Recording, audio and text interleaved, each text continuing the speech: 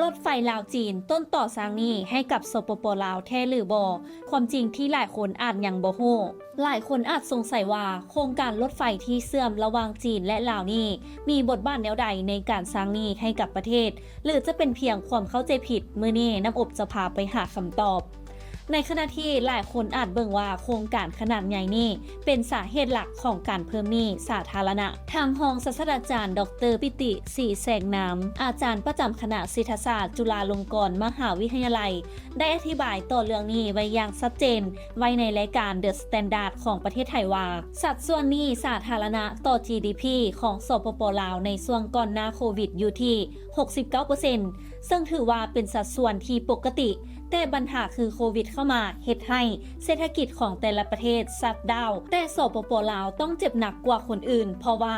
ลาวอาศัยการพึ่งพาสูงเพราะบ่มีการผลิตภายในสินค้าอุปโภคบริโภคเกือบทั้งหมดต้องนำเข้าจากประเทศอื่นส่วนรายได้หลักก็มีเพียงไฟฟ้าและกสิกรรมแต่ปัญหาคือบ่ได้ส่งออกในรูปแบบแปรรูปดังนั้นเศรษฐกิจของสปปลาวจึงถือว่ากระทบหนักซึ่งตอนนั้นหลายประเทศใช้นโยบายการเงินกระตุ้นเศรษฐกิจของประเทศได้แต่สำหรับสปปลาวก็เกิดปัญหาอีกเพราะคนลาวบ่ใช้เงินกีบเฮ็ดให้ธนาคารกลางบ่สามารถใช้นโยบายเงินคือกับประเทศอื่นเลยส่งผลให้เศรษฐกิจของประเทศลาวต้องเผชิญกับความยุ่งยากทางด้านการเงินด้านหนี้สินและอื่นๆและประเด็นที่ทุกคนสงสัยว่าโครงการรถไฟเดย์เป็นต้นต่อของหนี้ที่เพิ่มขึ้นหรือบ่ต่อกับเรื่องนี้ดรปิติศรีแสงนามก็ได้ให้ข้อมูลที่จะเฮ็ดให้ทุกคนได้คำตอบที่ชัดเจนว่าโครงการรถไฟลาวจีนถูกเบิ่งว่าเป็นก้าวสำคัญในการพัฒนาโครงสร้างพื้นฐานของประเทศลาวความจริงแล้วการสร้างโครงการนี้ใช้งบประมาณมหาศาลมูลค่าการสร้างรถไฟพร้อมระบบอยู่ที่ 6,000 ล้านดอลลาร์สหรัฐและหนี้สาธารณะของสปปลาวอยู่ที่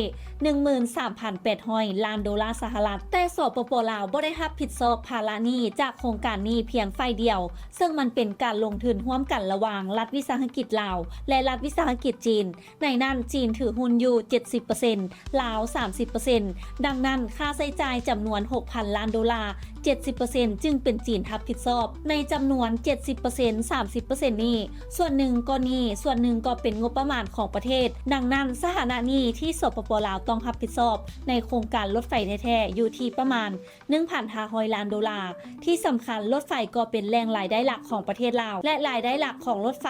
ก็บ่แม่นขนส่งโดยสารแต่เป็นการขนส่งสินค้าที่สปปลาวเป็นศูนย์กลางการเชื่อมต่อการค้าให้กับหลายประเทศในภาคพื้นโดยได้มีการเฉลี่ยว่าปีหนึ่งต้องขนส่งให้ได้2 ล้านตนแล้วจะบ่ขาดทุนแต่ว่าผ่านมารายงานในปี 2023สามารถขนส่งสินค้าได้ทั้งหมดถึง 5 ล้านตนและข้อมูลล่าสุดที่ถูกเผยแพร่ในเดือนกันยายน 2024ที่ผ่านมาระบุว่าปริมาณการขนส่งสินค้าระหว่างประเทศของทางรถไฟลาวจีนเกิน 10 ล้านตนแล้วฉะนั้นจากที่กล่าวมาทั้งหมดโครงการรถไฟลาวจีนจึงบ่แม่นต้นต่อของการสร้างหนี้ก้อนใหญ่ดังที่หลายคนเข้าใจแล้วแม่นหยังที่เป็นต้นต่อที่เฮ็ดให้สปปลาวมีหนี้สาธารณะสูงดรปิติศรีแสงนานกล่าวว่าต้นต่อของปัญหาแท้ๆบ่แม่นรถไฟแต่มาจากการกู้ยืมหลายๆปัจจัยโดยเฉพาะการยืมเงินเพื่อมากระตุ้นเศรษฐกิจให้หมุนเวียนในช่วงที่เศรษฐกิจหยุดนิ่งและอีกหลายๆปัจจัยทุกคนคิดเห็นอะไรกับเรื่องนี้สามารถแชร์ความคิดเห็นกันเข้ามาได้นำอบธรรมวงศ์รายงานและท้ายนี้ต้องขอบใจสำหรับการติดตามข่าวสารจากทางไทยกิจเมกาซีนและอย่าลืมไปกดไลค์กดแชร์กดติดตามกด Subscribe ทุกช่องทางออนไลน์ของพวกเขาเพื่อจะบ่พลาดข่าวสารดีๆจากทางไทยกิจเมกาซีน